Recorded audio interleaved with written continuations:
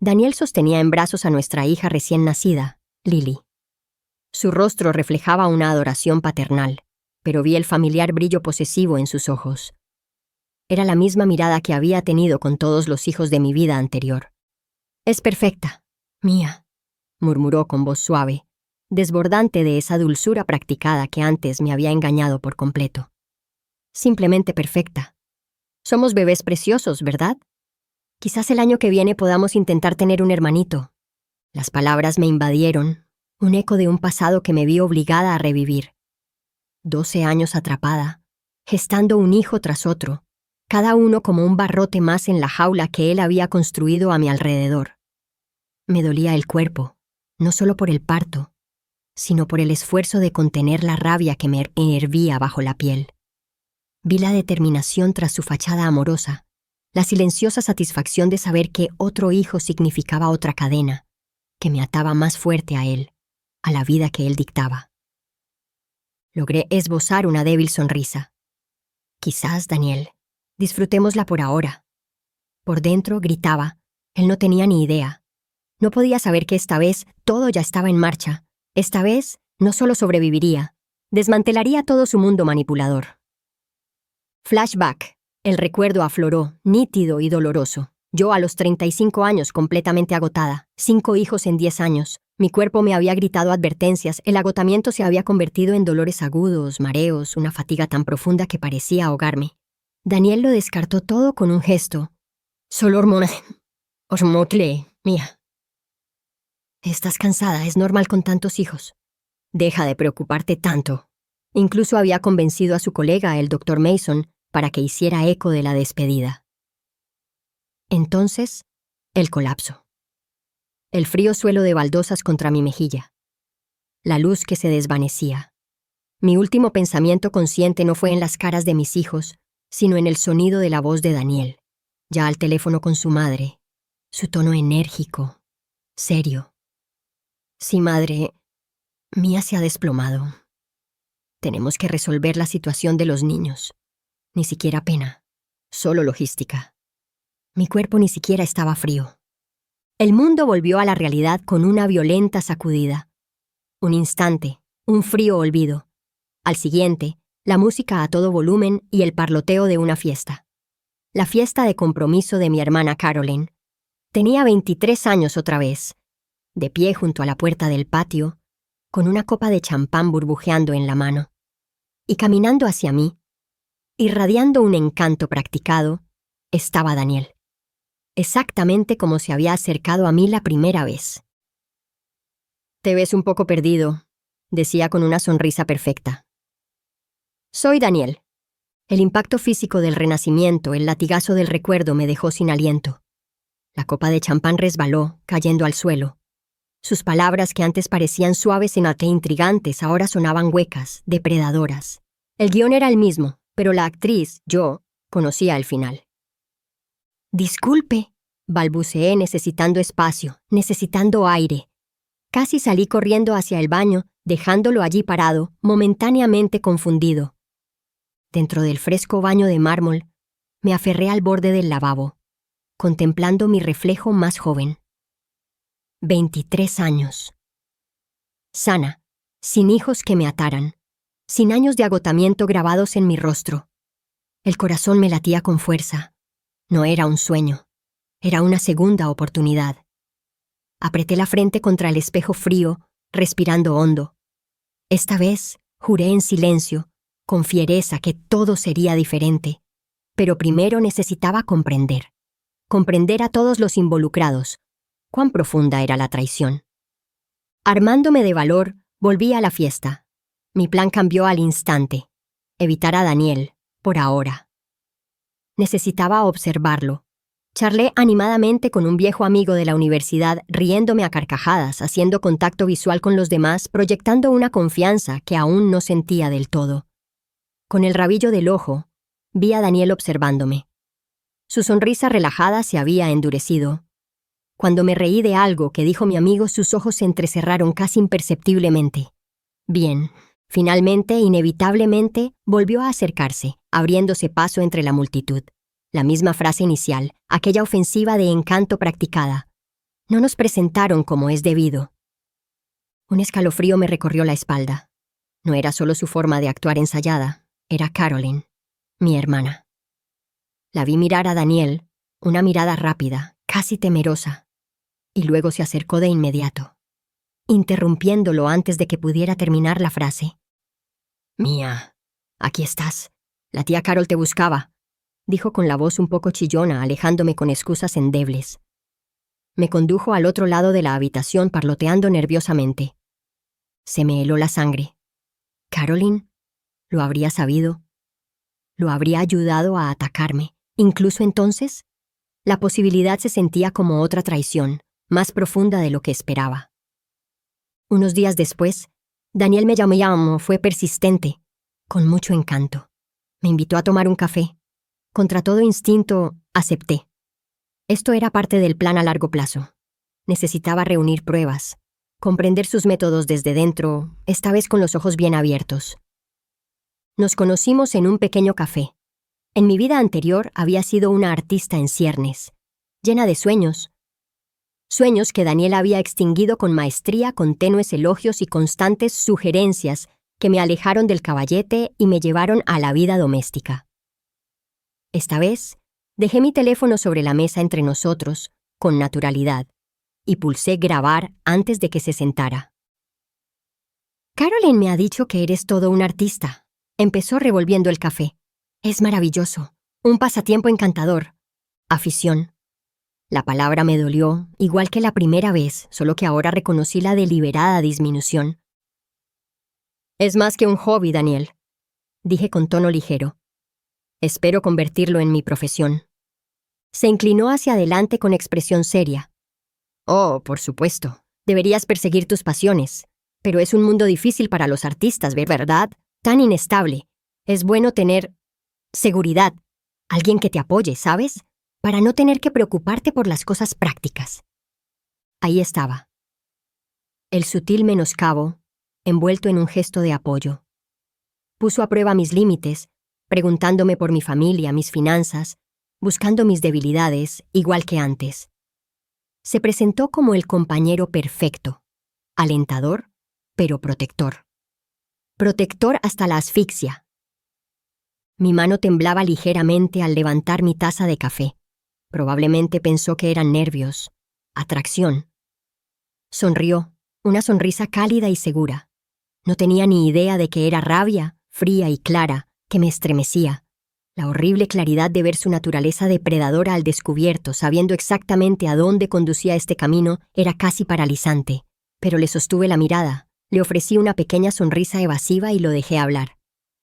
Dejé que tejiera su red. Tenía la grabación. Fue el del primer hilo para desentrañarlo. Reencontrarme con Daniel, esta vez con la escalofriante ventaja de la previsión, fue como ver a un depredador acechar a su presa a cámara lenta. Era el doctor Daniel Sterling, un cirujano respetado, un vecino encantador, el hombre que todos consideraban un buen partido. Pero yo conocía al Daniel tras la máscara, el que, en mi vida pasada, había desmantelado metódicamente mi identidad. Lo recordé una vez, fingiendo inocencia, dañando accidentalmente mis pastillas anticonceptivas.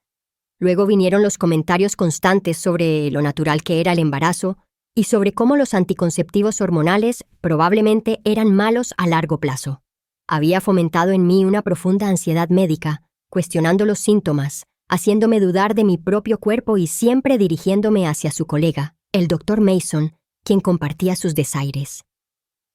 Él había orquestado nuestra mudanza lejos de mi familia y amigos, mejores escuelas, un barrio más seguro, decía. En realidad, se trataba de aislamiento. Criticaba sutilmente a los pocos amigos que me quedaban, tachándolos de obsesionados con su carrera o poco orientados a la familia, haciéndome sentir culpable por querer conectar fuera de casa. Ahora, en el presente, él estaba sentando las mismas bases. El bombardeo amoroso era intenso. Llamadas constantes, mensajes, flores sorpresa, citas extravagantes. Me colmaba de atenciones, convirtiéndome en el centro de su mundo. Pero entretejidas con ellas se entretejían las críticas sutiles. ¿Segura que quieres ponerte eso? Es un poco atrevido para conocer a mis colegas. O esa inauguración de arte suena divertida, pero quizás deberíamos pasar una noche tranquila en casa. ¿Solo nosotros? Enmarcaba su posesividad como protección, su control como cuidado. Solo me preocupo por ti, Mía. Quiero cuidarte. Cada palabra era un ladrillo cuidadosamente colocado en el muro que pretendía construir a mi alrededor. Esta vez, lo documenté todo. Guardé mensajes, anoté fechas y comentarios, grabé conversaciones siempre que fue posible. Luego estaba Caroline, mi hermana mayor. Siempre parecía apoyarme, pero con un trasfondo que no había entendido antes. Ahora, al observar sus interacciones con Daniel, al recordar su rápida interrupción en la fiesta de compromiso, la sospecha me corroía. ¿Por qué había estado tan ansiosa porque lo conociera? ¿Por qué parecía tan interesada en que nuestra relación prosperara? Impulsada por la necesidad de saber, investigué un poco. No fue difícil.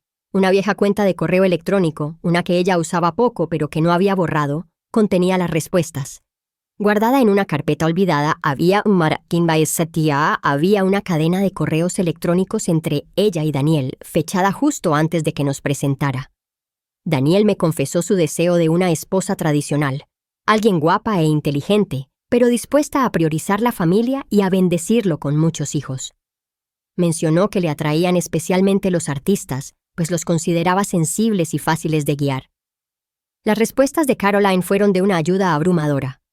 Me describió mis sueños, mis inseguridades sobre mi arte, mi deseo de una familia amorosa, incluso mi ligero miedo a decepcionar a nuestros padres. Le había trazado una hoja de ruta, resaltando mis vulnerabilidades. Prácticamente me había entregado en bandeja de plata, probablemente impulsada por una envidia oculta hacia mi talento y quizás la atención que recibía. En el presente, Caroline me observaba con nerviosismo. Mi recién descubierta confianza, mi insistencia en dedicarme a mi arte a pesar del sutil desánimo de Daniel, la inquietaban claramente. «Mía», dijo una tarde durante el almuerzo, picoteando su ensalada. «Daniel es un tipo genial. Ya sabes, los hombres como él buscan una mujer presente. Puede que no espere eternamente si ahora mismo te concentras demasiado en tu carrera artística». La advertencia era clara, con un ligero toque de pánico. ¿Temía que escapara de la trampa que ella misma había ayudado a tender? Nuestra madre era otra pieza del rompecabezas. En mi vida pasada, tras el nacimiento de mi tercer hijo, me sentía abrumada, agotada, al borde de la depresión. Llamé a mamá llorando, suplicando ayuda, comprensión. Su respuesta fue rápida y desdeñosa. «Mía, de verdad, deberías estar agradecida. Daniel te cuida muy bien. Te quiere y quiere una familia numerosa. ¡Qué bendición! Deja de quejarte y agradece lo que tienes». Ahora en las cenas familiares lo veía con claridad. Mamá adulaba a Daniel. «Daniel, cuéntanos sobre esa cirugía tan difícil». «Daniel, debes de estar muy ocupado, pero siempre encuentras tiempo para mí». Mis propios logros, como lograr que aceptaran una obra en una pequeña galería, recibían elogios superficiales. «Oh, qué bonito, cariño. Un buen pasatiempo para mantenerte ocupada». Cuando mencioné que quería alquilar un estudio de verdad, se burló levemente. «No te adelantes, Mía. Los pasatiempos creativos son encantadores, pero las responsabilidades de la vida real llegan con el tiempo. Tienes que pensar en sentar cabeza». Me golpeó una fría certeza. Ella siempre había visto mi valor principalmente en términos de matrimonio y nietos. Daniel, con la promesa de una familia numerosa, era su yerno ideal, y mis propias ambiciones eran secundarias, incluso frívolas. Y Jen, mi mejor amiga, o eso creía. En mi vida anterior, siempre que Daniel y yo discutíamos, Jen siempre, sutilmente, se ponía de su lado. «Quizás estás siendo un poco sensible, Mía. Trabaja tanto. Quizás podría ser más indulgente con él». «¿Seguro que lo oíste bien?» Ella era la persona comprensiva a quien le contaba mis frustraciones que ella inmediatamente le contaba a Daniel, ahora sospechaba. La confirmación llegó inesperadamente. Estábamos de compras, y Jen me pidió que revisara algo en su teléfono mientras tenía las manos ocupadas. Mientras navegaba por la pantalla, apareció una notificación, un mensaje de Daniel. Se me resbaló el pulgar, abriendo el hilo de mensajes. Se me cortó la respiración. No era solo un mensaje, era una conversación continua. Hablaban de mi reciente visita a la galería, de mi almuerzo con Caroline, de mi estado de ánimo. Era vigilancia, simple y llanamente. ¿Y el tono? No era amable, era inapropiadamente familiar. Me di cuenta de una forma enfermiza. Su conexión no se trataba solo de que él le sonsacara información. Era anterior a mi matrimonio, tal vez incluso a mi relación con él en mi primera vida. De repente, el suave y familiar aroma del perfume característico de Jen, un aroma floral específico, ligeramente empalagoso, que ocasionalmente percibía en la ropa de Daniel por aquel entonces y descartaba, inundó mis sentidos. No era paranoia, era traición. Jen no era solo cómplice, era su cómplice, tal vez algo más. Una furia fría y esclarecedora se instaló en mis entrañas. Finalmente, estaba el Dr. Mason, colega y compañero de golf de Daniel. El hombre que había desestimado repetidamente mis legítimos problemas de salud en mi vida pasada, diciéndome que mi agotamiento y dolor eran probablemente estrés o dolencias femeninas normales. Su manipulación superficial había contribuido directamente a mi enfermedad no diagnosticada y a mi muerte. No lo había conocido en esta época, hasta que Daniel me invitó a una recaudación de fondos del hospital. Mía, me encantaría que conocieras a mi estimado colega, el Dr. Robert Mason, dijo Daniel, guiándome hacia un hombre de cabello plateado y ojos fríos. En el momento en que el Dr. Mason me miró, observándome con ese mismo brillo desdeñoso que recordaba tan vívidamente, una oleada de pánico me invadió. Me quedé sin aliento, mi visión se nubló. El recuerdo de su tono condescendiente, su negativa a tomarme en serio mientras mi cuerpo me fallaba, se desplomó. Murmuré una excusa y me alejé a trompicones, rumbo al baño, luchando por respirar. Más tarde, para confirmar mis sospechas, investigué en Internet. Daniel y el Dr. Mason no solo trabajaban en el mismo hospital, compartían consulta privada. Su sitio web era elegante y profesional, y hacía hincapié en el bienestar familiar holístico. En una página secundaria había información sobre sus consultas de planificación familiar que ofrecían orientación para parejas que buscan construir sus familias según sus valores. Era escalofriantemente vago. Tenía la desagradable sensación de que era un código para guiar a las mujeres hacia lo que sus maridos, en particular los influyentes como Daniel, desearan. No eran solo colegas, eran socios en un sistema que ignoraba y controlaba la salud y las decisiones reproductivas de las mujeres. Estas eran las personas que me rodeaban. Mi encantador esposo, mi envidiosa hermana, mi madre tradicionalista, mi traicionera mejor amiga y el médico depredador. Un círculo íntimo de villanos, cada uno cumpliendo su papel en la jaula que tenían preparada para mí. Pero esta vez conocía sus roles y estaba reescribiendo el guión. 3 meses. Ese fue el tiempo que dejé que Daniel tejiera su red de encanto y supuesta devoción antes de que me propusiera matrimonio. Lo hizo en un restaurante elegante, de rodillas, con toda la típica actuación. Contuve las lágrimas, dije un sí ahogado y dejé que me deslizara el anillo en el dedo. Era idéntico al de mi primera vida. Un solitario clásico, frío y pesado. Reflejó la luz mientras forzaba una sonrisa radiante, con el estómago revuelto de asco. Creyó haber conseguido el premio. Nuestra fiesta de compromiso fue otra actuación. Interpreté a la perfección a la prometida ruborizada, mientras observaba y documentaba discretamente. Escuché fragmentos de conversación. Daniel presumiendo con un colega. Tiene talento, sí, pero está un poco perdida. Los artistas necesitan dirección, ¿sabes? La familia les da esa base, ese propósito. El colega asintió con sabiduría. Propósito, es decir, una cadena de producción de bebés. Mientras Daniel y mi madre se dedicaban con entusiasmo a la planificación de la boda, discutiendo el lugar, la lista de invitados y el catering, yo empecé a sentar las bases de mi escape. Mi arte se convirtió en mi arma secreta. Empecé a vender obras online bajo el seudónimo Aria. Empecé poco a poco. Pequeños lienzos abstractos, impresiones digitales. Creé una sociedad de responsabilidad limitada, LLC, registrada en un apartado postal, completamente imposible de rastrear hasta la futura Mia Sterling. A través de esta LLC abrí una cuenta bancaria aparte. Cada notificación de venta, cada confirmación de depósito que llegaba a mi teléfono desechable, era como si me llenara los pulmones de oxígeno.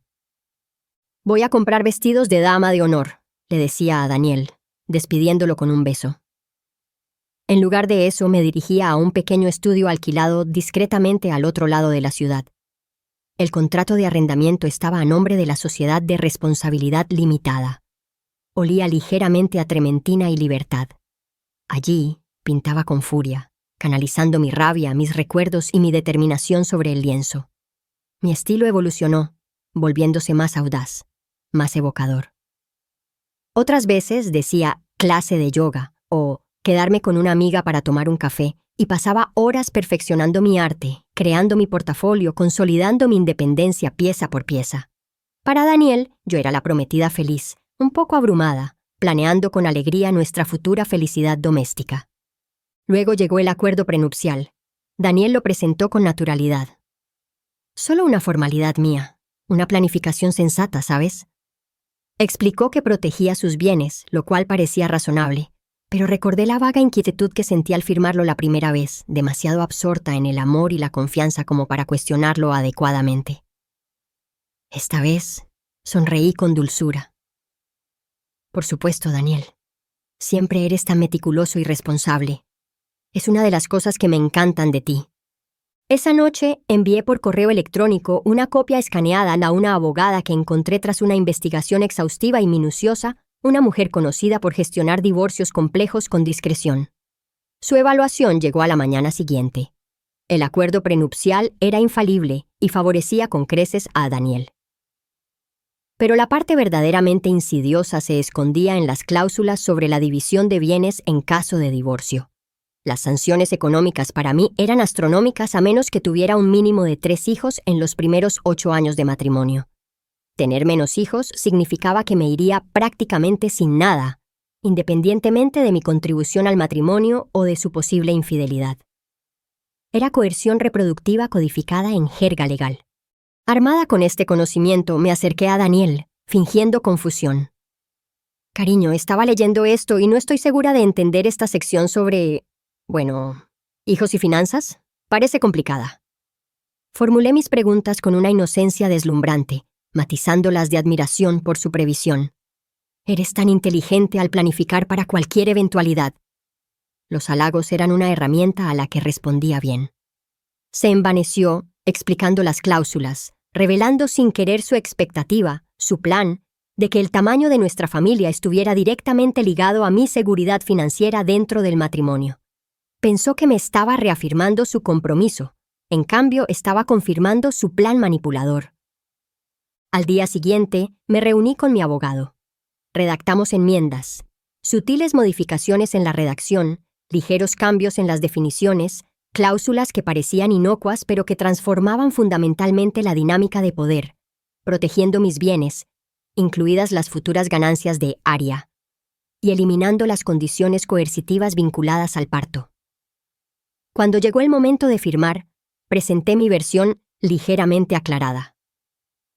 Mi tío, el abogado jubilado, simplemente le echó un vistazo y sugirió algunos pequeños ajustes para mayor claridad, cariño.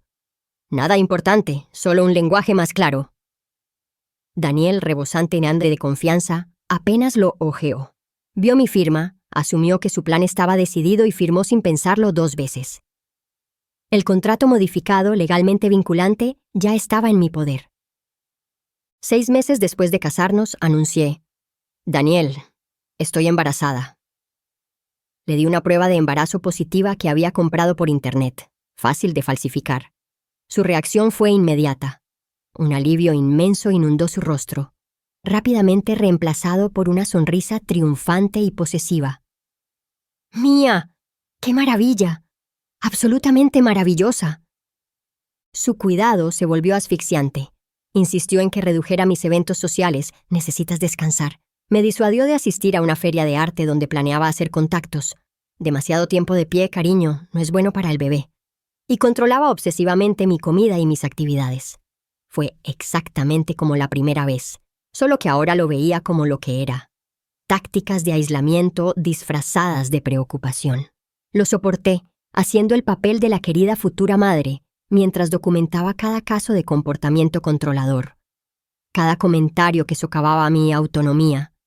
Mi teléfono desechable se llenó de notas, fechas, fragmentos de audio grabados durante sus momentos más reveladores. A los 4 meses fingí el aborto espontáneo. Requirió una planificación cuidadosa, el momento, los síntomas, una representación convincente del dolor y la angustia. Lo llamé al trabajo, sollozando, describiendo cólicos y sangrados inventados. Corrió a casa, con el rostro desdichado, pero vi un destello de frustración en sus ojos. No era dolor por la pérdida de un hijo. Era molestia por la interrupción de su cronograma. Sus planes, cuidadosamente trazados, se retrasaron. Insistió en acompañarme a una cita médica de seguimiento, con el Dr. Mason, por supuesto. Esta era mi oportunidad. Sabía que la madre de Daniel y mi hermana Caroline planeaban sorprenderme con un almuerzo después. Sutilmente las había convencido de que nos viéramos en la clínica. Dentro de la sala de reconocimiento, mientras el Dr. Mason realizaba una revisión superficial, Daniel empezó a hacer preguntas con la voz tensa por la impaciencia. Entonces, doctor, ¿cuándo podemos volver a intentarlo? ¿Cuál es el tiempo de recuperación habitual? Mia es joven y está sana. No debería haber razón para esperar demasiado, ¿verdad? El Dr. Mason, en su papel, descartó cualquier necesidad de una recuperación extensa. En general, después del siguiente ciclo, todo debería volver a la normalidad. No hay motivo para un retraso significativo. Justo entonces, como estaba previsto, llamaron a la puerta. Una enfermera abrió. «Señora Sterling, su madre y su hermana están aquí». Daniel apenas los reconoció, con la mirada fija en el médico. Entonces, siendo realistas, podríamos volver a estar embarazadas dentro de 6 meses. Insistió, ajeno a lo inapropiado de su tono, sobre todo con su madre y mi hermana de pie, incómodas, en la puerta. El Dr. Mason parecía incómodo mirando al público inesperado. Bueno, cada mujer es diferente, Daniel. Pero Daniel no escuchaba. Estaba concentrado en su horario. Su madre parecía un poco desconcertada por su intensidad. Caroline, en cambio, parecía genuinamente sorprendida, con la mirada yendo y viniendo del rostro exigente de Daniel a mi expresión de tristeza silenciosa, cuidadosamente serena. Más tarde esa noche, solos en nuestro apartamento, Daniel se quitó la máscara por completo. ¿Qué demonios fue eso hoy, Mia? Apenas dijiste nada. ¿Y dejar entrar así a tu madre y a tu hermana? Me hiciste quedar como un tonto presionando así al médico delante de ellas. No me sentía bien, Daniel, susurré, dejando que las lágrimas brotaran de mis ojos, convencidas. Estoy de luto. ¿De duelo? Ni siquiera era viable, espetó con voz fría. Tenemos que centrarnos en el plan. Quiero una familia de verdad. Hemos perdido el tiempo. Se paseó por la sala describiendo su cronograma, sus expectativas, sin importarle en absoluto mi estado físico o emocional. Sus palabras fueron duras, calculadoras. Mi teléfono, guardado en el bolsillo de mi bata, lo grababa todo. Carolina había llamado antes, con voz vacilante y preocupada. Mia, Daniel parecía muy intenso hoy. ¿Estás bien?, preguntó. Sabía que había presenciado su fría furia al salir de la clínica. La primera grieta real en su complicidad había aparecido. Estaba empezando a ver al hombre con el que me había ayudado a tender una trampa. Unos meses después del aborto simulado, me dejé embarazar de verdad. Era el momento perfecto. Mi carrera artística secreta como aria estaba cobrando impulso, generando un flujo constante de ingresos en mi cuenta oculta. La LLC estaba a salvo. Había reunido pruebas significativas del comportamiento controlador de Daniel y el acuerdo prenupcial manipulado estaba a salvo con mi abogado. Este embarazo se sentía diferente. Las náuseas matutinas eran igual de reales, igual de dolorosas, pero subyacentes había una profunda sensación de propósito. Este niño, mi hijo, nacería en libertad, no en la jaula dorada que Daniel había planeado.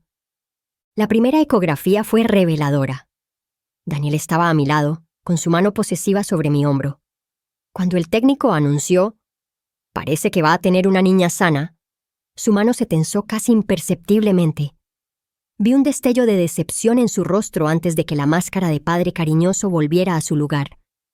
Quería un hijo primero, un heredero. La técnica, una mujer mayor de rostro amable, también captó ese destello. Su sonrisa profesional no llegó a sus ojos mientras miraba de Daniel a la pantalla. Otra pequeña observación, otro posible testigo de su verdadera naturaleza. A medida que avanzaba el embarazo, empecé a sembrar la duda sutilmente en nuestra familia. No hice acusaciones. Me hice la esposa un poco ingenua y preocupada. A mi madre le decía, «Daniel ha estado tan estresado por el trabajo que el otro día dijo algo gracioso, que tener hijos pronto es la única manera de asegurarnos de que nuestras finanzas estén seguras según el acuerdo prenupcial».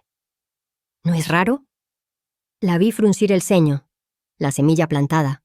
Con Caroline adopté un enfoque más directo, aprovechando su creciente inquietud. Una tarde, tomando el té, saqué una copia del acuerdo prenupcial original que Daniel me había enseñado. Lo había conservado. «Caroline, ¿puedo pedirte consejo? Estaba revisando un borrador antiguo del acuerdo prenupcial que Daniel tenía. Sé que firmamos una versión un poco diferente, pero mira estas cláusulas sobre tener hijos.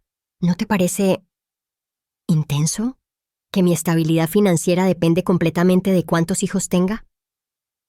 Fingí confusión y preocupación. ¿Es normal? Caroline leyó las cláusulas, palideciendo. Recordó sus correos electrónicos con Daniel, su deseo de una esposa que priorizara a los hijos. Verlo expresado con tanta crudeza en un documento legal vinculado directamente con las finanzas la horrorizó. El aroma de su perfume de canela, que solía recordarle su traición inicial, ahora se mezclaba con un conflicto genuino. «Mía, eso es muy controlador», admitió en voz baja. Empezó a evitar a Daniel, poniendo excusas para no asistir a los eventos familiares. La alianza se estaba fracturando. A Jen le costó más convencer, pues seguía firmemente del lado de Daniel, probablemente cegada por su propia relación con él. Cuando compartí mis leves preocupaciones sobre el estrés de Daniel, repitió su relato. «Ay, Mía, solo le preocupa cuidar de ti y del bebé. Te quiere muchísimo». No insistí con Jen, ya le tocaría. A los 7 meses de embarazo, sabía que no podía arriesgar mi salud ni la de mi bebé bajo el cuidado de Daniel y el Dr. Mason. Necesitaba una vía de escape de su control médico. Empecé a documentar los síntomas, exagerados pero basados en sensaciones reales de fatiga y palpitaciones ocasionales que Mason seguramente ignoraría. Fingí una hinchazón severa en los tobillos y reporté dificultad para respirar. Como era de esperar, cuando vi al Dr. Mason le restó importancia. «Malestares del embarazo, Mía. Perfectamente normal. Solo intenta relajarte». Esa fue mi señal. «Doctor, se lo agradezco», dije con calma, deseo. «Pero sigo muy ansioso. Mi amigo me recomendó a un maravilloso especialista en alto riesgo, el Dr. Warner, solo para una segunda opinión, para tranquilizarme. ¿Le importaría enviarme mi historia?» «¿Mi historial?» Mason se irritó un poco, pero no pudo negarse razonablemente. En mi cita con la doctora Warner, una mujer perspicaz y observadora a quien había investigado cuidadosamente, me aseguré de mencionar la actitud despectiva de la doctora Mason. «Parecía creer que todo estaba en mi cabeza», dije con tristeza. La expresión de la doctora Warner se endureció al revisar los registros que la oficina de Mason le había enviado. Eran escasos y minimizaban los síntomas que había reportado antes. Más importante aún, notó la falta de ciertas pruebas estándar, dados mis antecedentes familiares, que le había revelado sinceramente a Mason, sabiendo que los ignoraría, igual que la última vez. «Mía», dijo el Dr. Warner con gravedad, «basándome en los síntomas que reportas y en tus antecedentes familiares, la evaluación del Dr. Mason parece inadecuada. Hay posibles señales de alerta que se han pasado por alto, Quiero realizarte pruebas exhaustivas de inmediato. Las pruebas revelaron un desarrollo de preeclampsia, la misma condición, agravada por la negligencia, que probablemente contribuyó a mi muerte en mi vida anterior. La doctora Warner estaba consternada. Con su apoyo y la clara evidencia médica de negligencia, presenté denuncias formales contra Daniel, por influir indebidamente en mi atención y proporcionar información engañosa a Mason, y contra el Dr. Mason, por negligencia grave, ante la Junta Médica Estatal. Presenté copias de mis conversaciones grabadas donde Daniel desestimó mis preocupaciones sobre la salud, correos electrónicos que documentaban las desestimaciones de Mason y el informe detallado de la doctora Warner. Las consecuencias institucionales comenzaron a tomar forma. Lily nació unas semanas después, sana y gritando, bajo las brillantes e implacables luces de la sala de partos. Daniel no estaba. Estaba en una cirugía de emergencia crítica, o eso decía su oficina. Yo sabía que no era así. Un investigador privado que había contratado me envió fotos con fecha y hora. Daniel riendo, con una copa en la mano, en un bar de lujo con Jen. Mi madre estaba conmigo en la sala de partos. Su anterior actitud defensiva hacia Daniel había sido reemplazada por un silencio preocupado mientras pasaban las horas sin rastro de él. El personal del hospital, ya informado por el Dr. Warner sobre la situación y la investigación pendiente de la Junta Médica, se mostró fríamente profesional, pero claramente insensible hacia el padre ausente. Cuando Daniel finalmente llegó horas después, irradiando falso alivio y un encanto efusivo, el ambiente era gélido. Cariño, mi pequeña, lo siento mucho, fue un caso increíblemente complejo. Su actuación fue un fracaso. Mi madre apenas lo miró. Las enfermeras lo felicitaron brevemente. Intentó llevarse a Lily, pero la abracé con más fuerza, girándome ligeramente. El papel del padre cariñoso no le estaba sentando bien a este público. El desenlace se aceleró con el bautizo de Lily un mes después. Se suponía que sería un evento familiar perfecto. En cambio, se convirtió en el escenario de la caída pública de Daniel. No lo había planeado así, pero había sentado las bases. Mediante descubrimientos accidentales, cuidadosamente orquestados y pistas anónimas, facilitadas por mi investigador, se preparó a personas clave. Durante la recepción en nuestra casa, Jen, con aire de suficiencia, acorraló a Daniel cerca del patio. Vi a mi prima tirar accidentalmente el bolso de Jen de una mesa, derramando el contenido, incluyendo su teléfono, que se iluminó con mensajes íntimos de Daniel. Simultáneamente, otro invitado, un colega del rival de Daniel en el hospital, recibió un reenvío de correo electrónico anónimo. Las fotos de Daniel y Jen en el bar la noche en que nació Lily. Los murmullos se extendieron por la sala como un reguero de pólvora. La gente se quedó mirando. Jen se sonrojó y agarró su teléfono. Daniel parecía atrapado, con el rostro pálido bajo el bronceado. Como si fuera una señal, mi abogado llamó a Daniel. Se apartó para contestar, con la voz baja pero agitada. Sabía de qué se trataba. Una actualización, que la Junta Médica había acelerado su audiencia debido a la gravedad de las acusaciones de negligencia y las pruebas presentadas, y que la noticia ya se había filtrado a la administración del hospital. Su mundo profesional se desmoronaba junto con el personal. El aire en la habitación se llenó de tensión. El aroma a lirios e incienso de la iglesia se mezclaba con el acre olor del escándalo. Daniel regresó hacia mí con la mirada desesperada. «Mía», susurró agarrándome del brazo. «Tienes que ayudarme. Diles que es un malentendido. Necesitamos presentar un frente unido. Por Lily. Te prometo que lo haré mejor. Podemos centrarnos en nuestra familia». Lo miré. La máscara completamente destrozada, revelando al hombre acorralado. Y en pánico que se ocultaba debajo, no sentí nada más que un frío vacío. Retiré con cuidado su mano de mi brazo, cogí a Lily de su cuna y me alejé sin decir palabra, dejándolo solo entre susurros y miradas críticas. Su imperio comenzaba a desmoronarse. Al día siguiente del desastroso bautizo, mi abogado presentó los papeles del divorcio. Los motivos eran claros: adulterio, crueldad extrema, respaldada por mi meticulosa documentación de su comportamiento controlador y abuso emocional, y riesgo médico. Simultáneamente, empaqué mis pertenencias esenciales para mí y para Lily y me mudé al estudio secreto que había estado gestionando a través de mi LLC. Tener las llaves de mi propio espacio seguro, de mi libertad.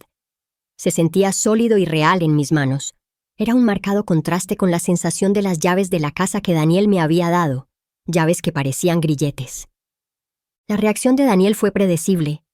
Furia seguida de amenazas. Llamaba sin parar, dejando mensajes de voz que alternaban entre acusaciones furiosas y súplicas desesperadas. «Te arrepentirás, Mia. Me lo llevo todo. No recibirás ni un centavo». Luego, «Mia, por favor, piensa en Lily. No le hagas esto a nuestra familia. Lucharé por la custodia, lo sabes. No ganarás». No tenía ni idea del acuerdo prenupcial modificado que había firmado con tanta descuido. No sabía que sus amenazas, sus intentos de intimidación financiera y su infidelidad demostrada eran violaciones que activaban las mismas cláusulas diseñadas para protegerme. Mi madre me llamó, angustiada.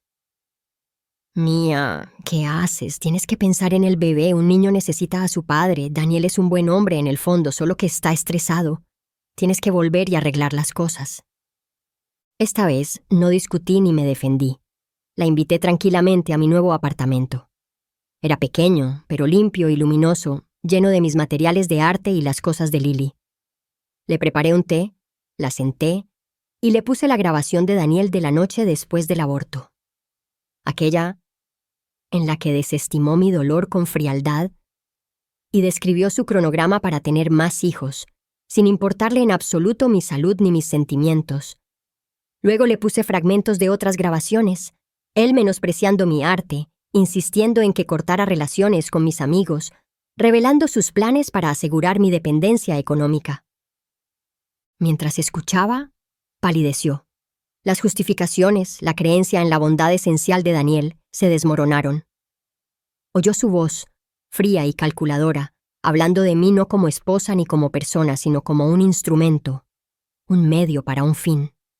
Lo comprendió, su apoyo incondicional a Daniel, su desprecio por mis anteriores súplicas de ayuda en mi primera vida, habían permitido al hombre cuyas acciones llevaron directamente a mi casi muerte. El aroma a gardenia de su crema de manos, normalmente un aroma a desdén, ahora parecía frágil mientras las lágrimas corrían por su rostro. «Ay, Mia», susurró con la voz entrecortada. «¿Qué he hecho? No vi. No quería ver». No era perdón, todavía no, pero era un despertar. Un despertar doloroso y necesario. Jen, mientras tanto, redoblaba su apuesta por Daniel. Intentó hacerse la amiga preocupada, llamándome, ofreciéndome compasión, mientras sutilmente intentaba evaluar mi estrategia legal y mi situación financiera. «Mia, tienes que ser realista», me aconsejó con suavidad. «Luchando contra Daniel en los tribunales será caro y desagradable. Quizás deberías intentar la mediación. ¿Llegar a un acuerdo rápido? Me dijo que está dispuesto a ser generoso si eres razonable». Me estaba dando frases directamente de él, intentando manipularme para llegar a un acuerdo que lo favoreciera, probablemente mientras continuaba su aventura. Aquí fue donde entró en juego mi propia contramanipulación. Fingí confiar en Jen, proporcionándole información errónea cuidadosamente elaborada. «Tengo mucho miedo, Jen», susurraba entre lágrimas por teléfono. «Mi abogado encontró la cuenta en el extranjero que Daniel escondió, pero aún no tengo pruebas concretas.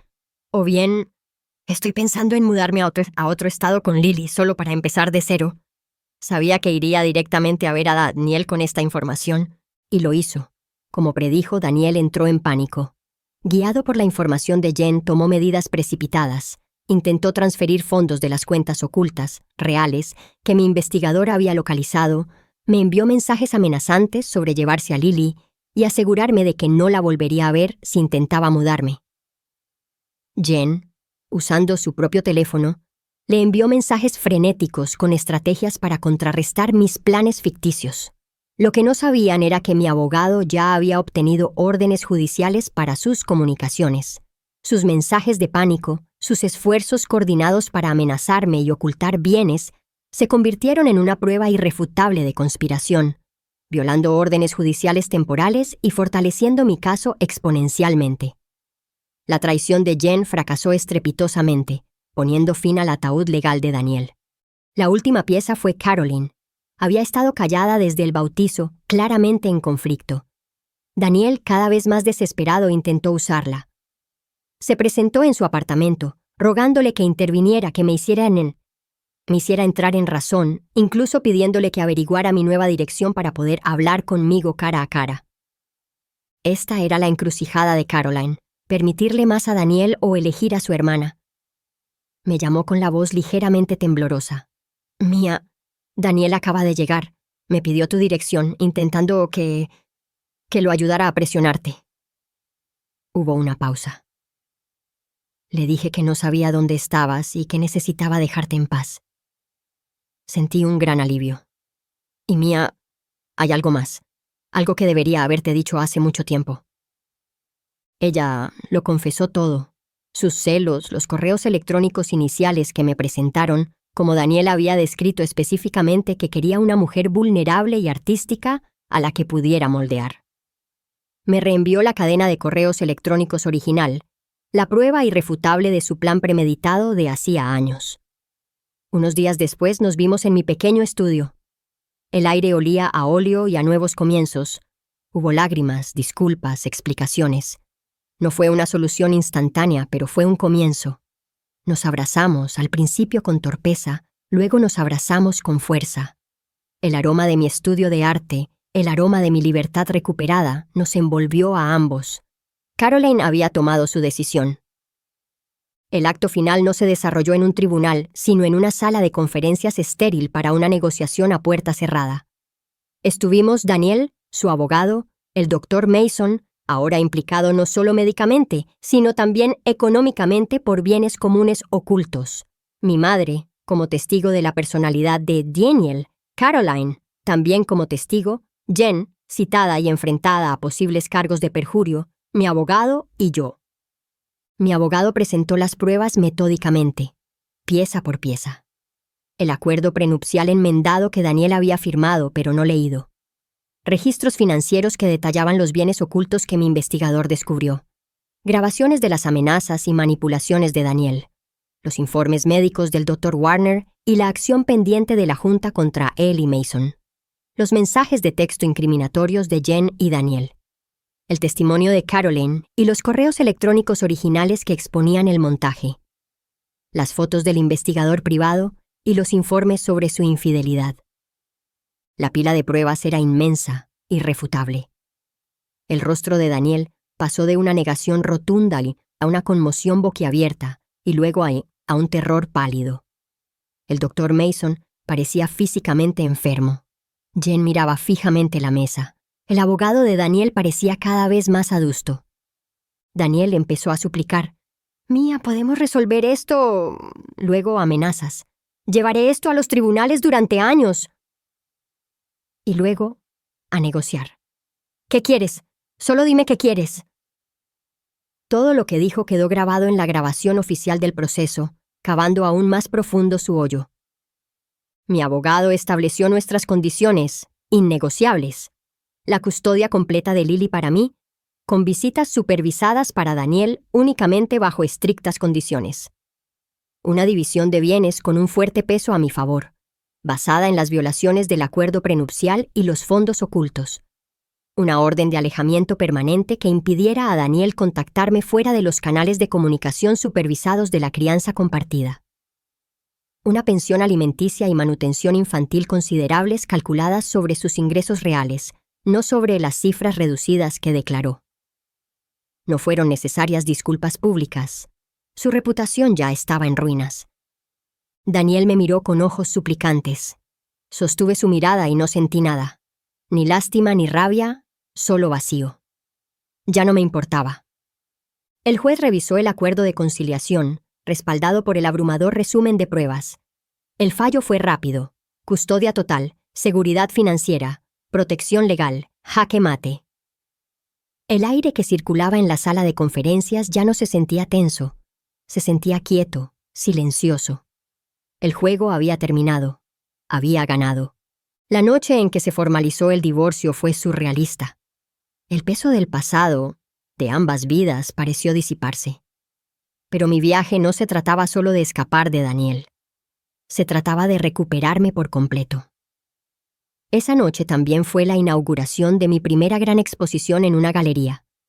No como Mia Sterling, la esposa abandonada del cirujano, sino como Aria, la misteriosa artista cuyas evocadoras pinturas habían estado generando expectación y alcanzando precios impresionantes durante el último año.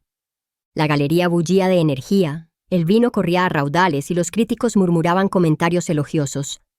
Mis cuadros adornaban las paredes, figuras evocadoras atrapadas en espacios domésticos, paisajes fracturados que reflejaban la agitación interior, estallidos de color desafiantes que simbolizaban la huida. Eran obras nacidas de mi dolor, mi rabia, mi renacimiento. Las brillantes luces de la galería parecían iluminar mi victoria. Vi a mi abogado saludarme sutilmente desde el otro lado de la sala. Mi madre estaba cerca de Caroline, con una expresión que mezclaba orgullo y un remordimiento persistente. Entonces apareció Daniel. Se veía más delgado, desgastado, pero había logrado recuperar algo de su antiguo encanto. Se acercó a mí con una sonrisa forzada. Mía, Aria, felicidades. Es un trabajo increíble. Siempre supe que lo tenías dentro. Me alegra mucho haber podido apoyar tu trayectoria creativa durante todo este tiempo. Antes de que pudiera reaccionar, la dueña de la galería, una mujer elegante llamada Isabelle Dubois, lo interrumpió con suavidad. En realidad, señor Sterling, dijo, con la voz apenas alcanzada para que la oyeran quienes estaban cerca, Aria lleva bastante tiempo trabajando bajo su seudónimo y forjando su carrera de forma independiente, mucho antes de esta inauguración. Su éxito es completamente suyo. Daniel se sonrojó, balbuceando una réplica, pero Isabel simplemente se dio la vuelta, guiando ahí a un posible comprador hacia uno de mis lienzos más grandes. Corregida públicamente, sutilmente descartada. Fue hermoso. Más tarde, Isabela reunió a un pequeño grupo a mi alrededor. Mía, me gustaría que conocieras a algunos de tus primeros coleccionistas y mayores promotores, dijo. Me presentó a 3 mujeres que reconocí, figuras elegantes y poderosas de los círculos filantrópicos y empresariales de la ciudad. Había interactuado con ellas en línea como Aria y agradecía su apoyo inicial y sus importantes compras, pero no conocía toda la historia.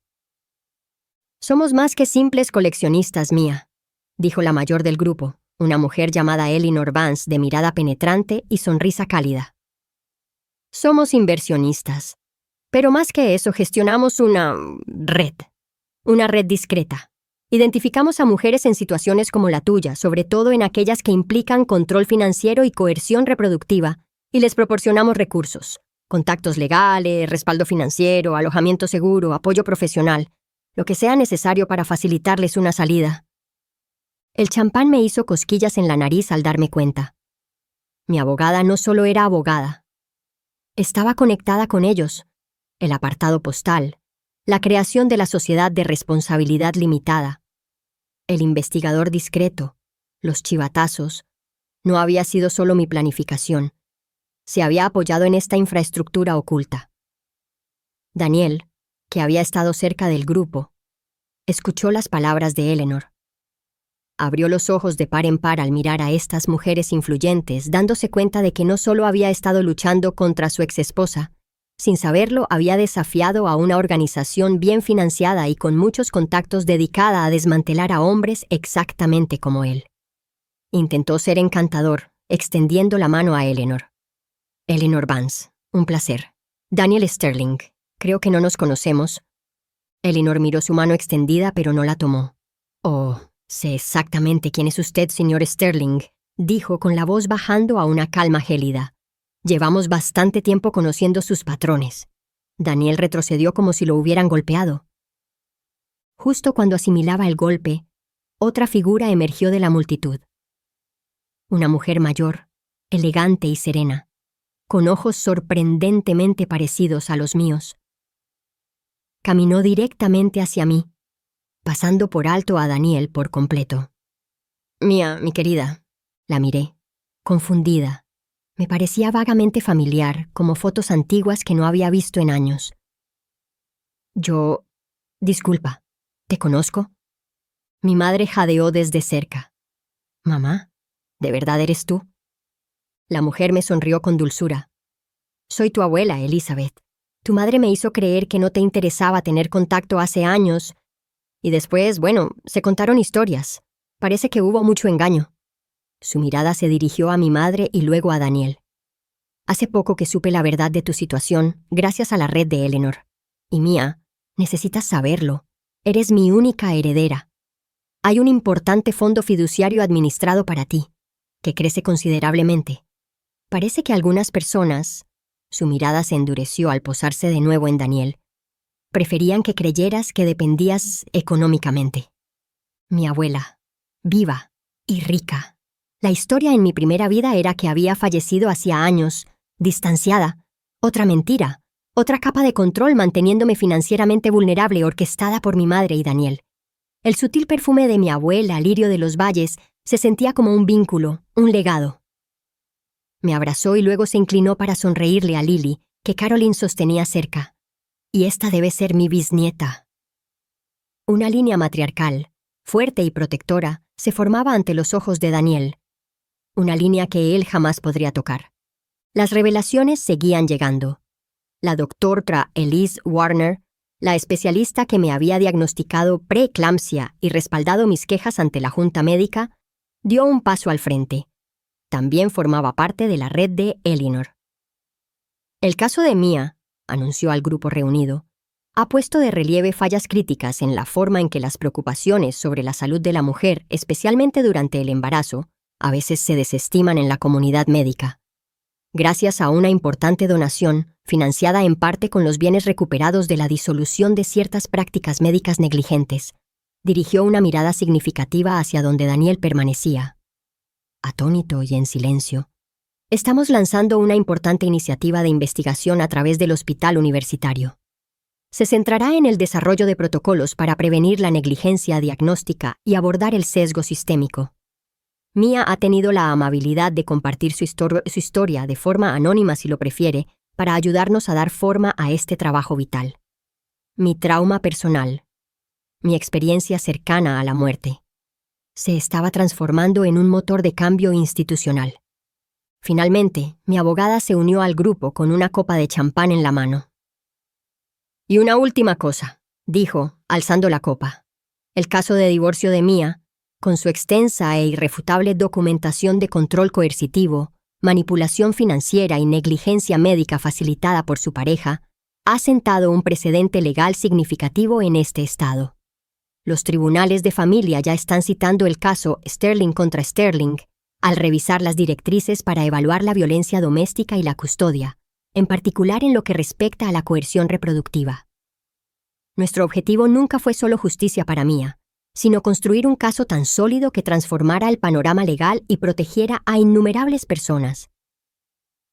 El imponente juzgado de piedra que alguna vez se sintió como un símbolo del sistema que protegía a hombres como Daniel, ahora representaba un cambio, una victoria duramente ganada, no solo para mí, sino para muchos. Daniel se encontraba completamente derrotado, despojado de su poder, su reputación, sus aliados. Y ahora enfrentaba un futuro ensombrecido por las poderosas fuerzas que había provocado y el legado de la mujer a la que intentó quebrantar. Pasó un año. La vida adquirió un nuevo ritmo. Mi carrera artística floreció bajo mi nombre real. El seudónimo Aria había desaparecido. Lily era una niña brillante y balbuceante, curiosa e intrépida. Mi apartamento, al principio un refugio, ahora se sentía como un hogar, lleno de luz, lienzos y el alegre caos de los juguetes. Entonces, una tarde lluviosa, Daniel apareció en la entrada de mi estudio. Parecía disminuido. El traje caro le quedaba un poco suelto, y su arrogancia confiada había sido reemplazada por una vacilante incertidumbre. Tocó el intercomunicador. Casi no contesté, pero la curiosidad y quizás una última necesidad de cerrar el tema me hicieron presionar el botón. «Mia, soy Daniel. ¿Puedo hablar contigo unos minutos?» En contra de mi buen juicio, lo dejé subir. Se quedó parado torpemente en la puerta de mi estudio con la lluvia goteando de su abrigo. Sostenía un fajo de papeles. «Mia», empezó. con la voz cargada de una emoción que no pude descifrar. ¿Verdadero remordimiento o solo otra actuación? He estado trabajando mucho, en mí mismo. Me mostró los papeles, certificados de terapia, cartas que confirmaban las horas de servicio comunitario en un refugio para víctimas de violencia doméstica. La ironía no se me escapó, una disculpa escrita que parecía minuciosamente redactada. Me equivoqué. En todo. Cómo te traté, lo que creía que significaban el matrimonio y la familia. Fui controlador, manipulador. Y puse tu vida, nuestras vidas, en riesgo. No hay excusa. Se le llenaron los ojos de lágrimas, de verdad al parecer. Sé que no puedo deshacer el pasado, pero intento cambiar, de verdad. Solo pido una oportunidad, no necesariamente para nosotros, añadió rápidamente al ver mi expresión cautelosa, sino para ser un padre para Lily, un padre de verdad, y tal vez algún día para que no me odies. El sol del atardecer se abrió paso entre las nubes, incidiendo oblicuamente por la ventana del estudio, iluminando las huellas húmedas de sus mejillas. En mi primera vida esas lágrimas me habrían destrozado, me habrían obligado a perdonarlo, a darle otra oportunidad. Ahora simplemente me sentía cansada y extrañamente en paz. Lo dejé terminar, escuchándolo pacientemente. Luego respiré hondo. El aroma a aceite de linaza y trementina me tranquilizó. Daniel, dije con voz tranquila, firme, sin la ira que me había alimentado durante tanto tiempo. Te entiendo, y espero de verdad que tu transformación sea real, por tu propio bien. Te deseo lo mejor. Hice una pausa, mirándolo a los ojos con esperanza. Pero la respuesta es no. Su rostro se ensombreció. ¿No? No, repetí con firmeza, pero con suavidad. Tu viaje es solo tuyo. Nuestros caminos se separaron para siempre desde el momento en que me viste como un recipiente, un conjunto de funciones, en lugar de una persona. Puedes tener tu visita supervisada con Lily, según lo dispuesto por el tribunal. Nos comunicaremos por los canales autorizados para su bienestar. Pero ese es el límite absoluto de nuestra relación. No hay reconstrucción, no hay amistad. Solo hay una crianza compartida, educada y necesaria, a distancia. Me volví hacia el gran lienzo en el que había estado trabajando, un paisaje inundado de los colores del amanecer. Fue una despedida, clara y definitiva. Se quedó allí un largo rato, con los papeles temblando ligeramente en su mano. Luego, sin decir nada más, se dio la vuelta y se fue, cerrando la puerta silenciosamente tras él.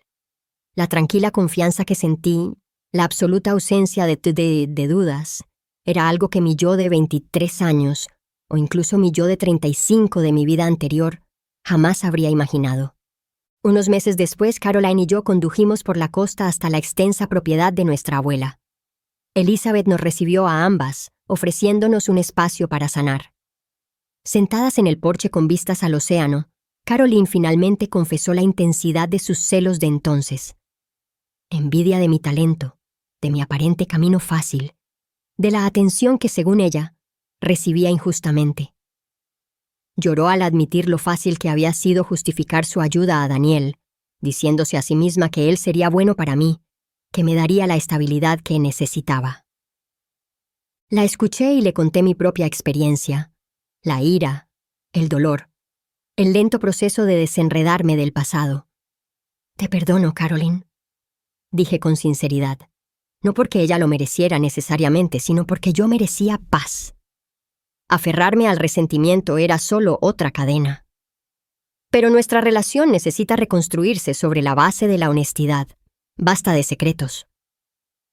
Más tarde, caminamos hasta la playa mientras el sol comenzaba a ponerse, proyectando largas sombras sobre la arena. Nos adentramos en el agua fresca. Las olas nos rozaban los tobillos. El aire salado se sentía limpio, purificador. El rítmico romper de las olas parecía un latido constante, una promesa de renovación. No hablamos mucho, solo nos quedamos juntas, mirando el horizonte. Una nueva hermandad, frágil pero real, se estaba formando. 3 años después de mi renacimiento, mi vida era completamente diferente. Con parte de los fondos del fideicomiso de mi abuela y el éxito de mi arte, transformé una parte de su finca costera en el Retiro. Retiro Amanecer. No era un centro de tratamiento formal, sino un santuario. Un lugar para mujeres que habían escapado de relaciones controladoras para sanar, conectar y redescubrir su propia creatividad. Teníamos estudios de arte, jardines, espacios tranquilos para la reflexión, talleres sobre independencia financiera y derechos legales, todo con el apoyo de terapeutas y consejeros conectados a la red de Eleanor. Una cálida tarde de verano hicimos una fogata en la playa. Observé a Lily, ahora una niña de 4 años, intrépida y habladora, con el overol manchado de pintura, corriendo de un lado a otro ofreciendo jugos y sonrisas tímidas a los recién llegados. El aroma del jazmín en flor de los jardines cercanos se mezclaba con el humo de la leña. Las mujeres compartían sus historias, sus voces subían y bajaban con el crepitar de las llamas. Cada rostro iluminado por el fuego representaba una victoria, una vida rescatada de la oscuridad. 5 años. 5 años desde aquella sacudida que me devolvió a mi juventud en la fiesta de compromiso de Caroline. Estaba en el balcón de mi estudio en el ático de la ciudad. Mis cuadros colgaban ahora en importantes galerías, atrayendo mucha atención. Abajo, las luces de la ciudad centelleaban. Dentro, Lily construía un elaborado castillo con bloques de madera tarareando alegremente. Prosperaba, libre de la sombra de ser una niña entre muchas nacida únicamente para mantener a su madre atrapada. Mi teléfono permaneció en silencio sobre la mesa. Daniel finalmente había aceptado los límites. Nuestras interacciones se limitaban a breves correos electrónicos logísticos sobre el horario de visitas de Lily, siempre canalizados a través de nuestros abogados. La paz era profunda. También había alguien nuevo en mi vida, un hombre que conocí en el Retiro. No era residente, sino un conferenciante invitado, un escritor que había superado su propio pasado difícil. Fue lento, tentativo, cómodo. Sin presiones ni exigencias, solo calidez y compañía ofrecidas libremente. Me sentí esperanzado. El sol poniente bañaba mi lienzo actual con una luz dorada. No era una obra sobre el pasado, sobre una trampa o una venganza. Representaba una puerta abierta que conducía a un vasto y luminoso paisaje. Mi vida no estaba definida por la oscuridad que Daniel había intentado imponer, ni siquiera por la intrincada venganza que yo había exigido. Estaba definida por la libertad por la que había luchado, el futuro que ahora pintaba con valentía para mí, pincelada a pincelada. Tomé mi pincel, lo mojé en un vibrante tono naranja y lo rocé con el lienzo, lista para crear lo que viniera después.